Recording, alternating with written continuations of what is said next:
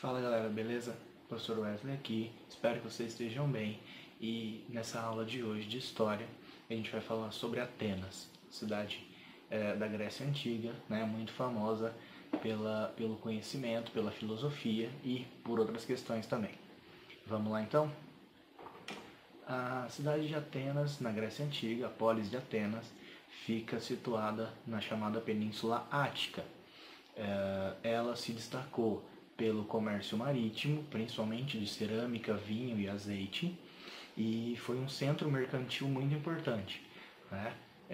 Porém, a cidade de Atenas ficou, né, realmente muito mais conhecida pela filosofia, mas ela tinha essa questão também muito importante. Ela era um centro comercial muito forte na época, né, já que as penínsulas que formam a Grécia acabaram tendo contato com vários outros povos, principalmente para fazer comércio, né? E Atenas era um desses. A sociedade em Atenas era dividida de uma forma um pouco mais complexa do que era a cidade de Esparta.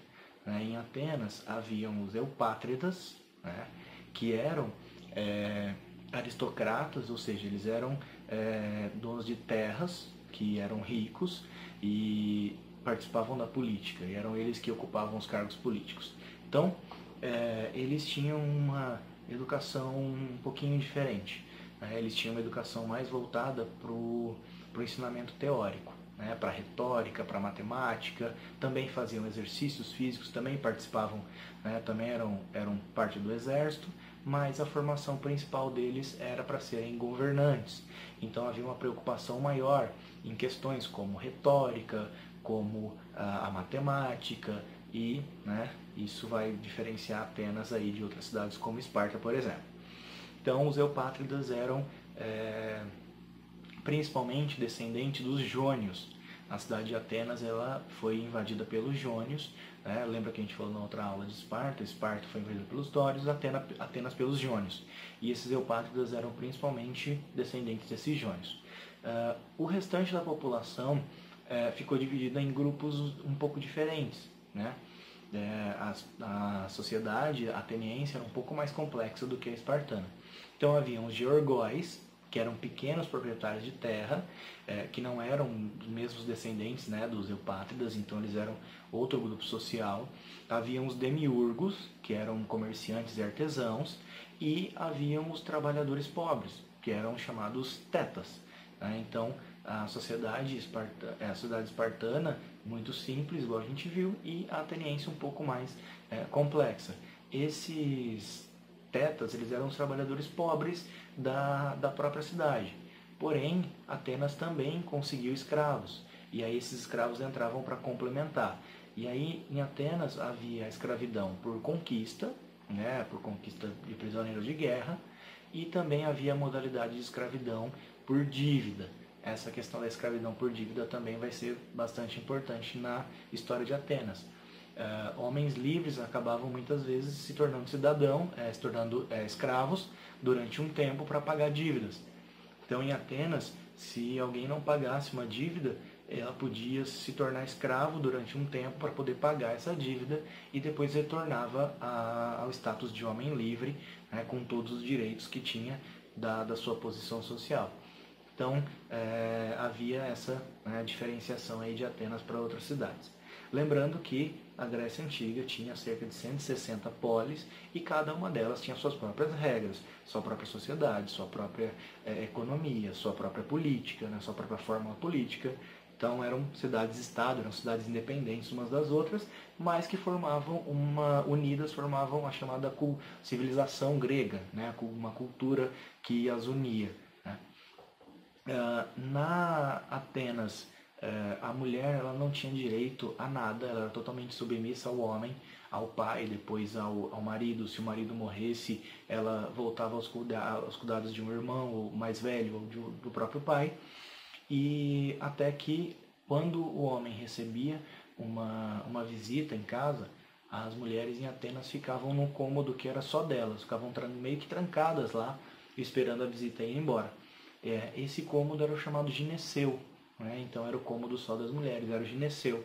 E como só das mulheres, ele vai acabar dando origem aí, né, ao nome, por exemplo, do médico que atende só as mulheres, que é o ginecologista, né, por exemplo. O homem, ele era principalmente os eupátridas, né, que eram da elite. Eles eram criados para serem virtuosos, para saberem, para saberem negociar no comércio, para saberem pechinchar, para saberem discutir, para saberem comprar e vender. E a política vai ser muito influenciada por aqueles sofistas, aqueles filósofos que eram professores de retórica, que vão ensinar retórica para os cidadãos atenienses, já na época da República, para que eles pudessem discutir e governar, né? Havia uma defesa muito grande da escravidão, né, na Grécia Antiga. Vai haver uma defesa muito famosa, que é a do Aristóteles. Ele vai dizer que o escravo, ele é um instrumento de ação, e que, como ele era, mesmo sendo propriedade de outra pessoa, mesmo sendo pessoa, ele era importante porque ele era usado como instrumento para se alcançar um objetivo, já que a boa parte da filosofia do Aristóteles vai se basear na busca dessa explicação de qual é a finalidade das coisas, ou seja, por que as coisas existem, né? Qual é a finalidade, que tudo, para o Aristóteles, tudo que existe tem uma finalidade, tem um caminho a percorrer e tem um lugar a chegar. E o escravo, sendo então um instrumento de parte desse caminho, o Aristóteles vai defender que a escravidão, ela existindo dessa forma, ela era legítima, né? Então, e a gente sabe que a escravidão lá nessa época da Grécia Antiga era bastante diferente da escravidão moderna que houve no Brasil, por exemplo, né? E aí um pouquinho da história política de Atenas, né, que vai levar aí até o auge, que é a democracia. Em 621 a.C., mais ou menos, havia uma grande pressão social dos demiurgos, dos georgóis, dos trabalhadores pobres, né, dos tetas, sobre os eupátridas, porque esses outros grupos, eles não tinham direito nenhum. Eles não tinham direito, né, era o chamado direito consuetudinário, era um direito que eles não tinham escrito. Então, assim, era um direito baseado nas tradições. E aí, então, os atenienses vão colocar o legislador Drácon para escrever um conjunto das primeiras leis escritas. Só que o Drácon, ao escrever essas leis escritas, elas eram muito severas. A maioria delas dava como punição a lei não ser cumprida, como a morte. A punição era a morte. E leis muito severas como essas acabaram não sendo aceitas pelo povo ateniense, que continuava pressionando, até que por volta de 594, um outro legislador, o Solon, foi, né, chamado para fazer um novo conjunto de leis. E aí sim, essas leis do Solon, elas dão base para que a política em Atenas vá se alterando, né, com o passar do tempo, para chegar até a democracia. Entre as decisões das leis do Solon, tem padronizar pesos, né, e moeda, pesos, medidas, né, padronizar a questão do comércio, né, que usa peso, medida e a moeda, e o tipo de moeda. Ele vai estabelecer o fim da escravidão por dívida, e ele vai estabelecer que pessoas que não eram dos eupátridas podiam participar do governo. Essa participação no governo, ela era, se ela fosse feita por alguém que não tinha como se manter, né, se não fosse trabalhando, eles recebiam um salário, passavam a receber uma renda. E aí, com essa lei, o Solon, ele tira o poder político da mão da aristocracia em Atenas, ou seja, não são só mais os ricos que podem participar da política. Então aí começa, né, uma mudança grande na política ateniense. Depois dessas leis do Solon, basicamente ali entre o século VI a.C., entre 590 e 508 mais ou menos, Atenas vai passar pela época da tirania. Ou seja, a Atenas vai ter governantes que eles eram como se fossem reis, mas eles são chamados de tiranos porque eles assumiram o poder à força, meio que à força, né? Isso não significa que o governo deles era ruim, tá? Que era violento, que era ruim, mas que eles assumiram o governo através da imposição, da força. O primeiro deles foi o Pisistrato, né? O Pisistrato, não, perdão, o mais famoso deles foi o Pisístrato. Né? Foram alguns, né? O Pisístrato ele acabou fazendo o comércio de Atenas se desenvolver bastante na época do governo dele. Então, assim, ele tomou o poder meio que à força, na imposição da força, mas né, fez um governo bom economicamente. Depois que ele morreu, os seus filhos Hípias e Hiparco brigaram entre si e governaram ali durante um tempo. E, por último, o Iságoras vai tomar ali o governo como tirano. Só que durante o governo do Iságoras ali, depois de 1510, vai aparecer o Clístenes. E aí o Clístenes ele vai propor uma reforma política em Atenas. E aí a reforma dele é justamente a reforma da democracia. Então, como havia uma grande disputa política em Atenas por causa dos tiranos, o Clístenes ele vai propor uma nova forma de governo. E essa forma de governo foi conhecida como democracia. Nessa forma de governo, quem participaria seriam os cidadãos.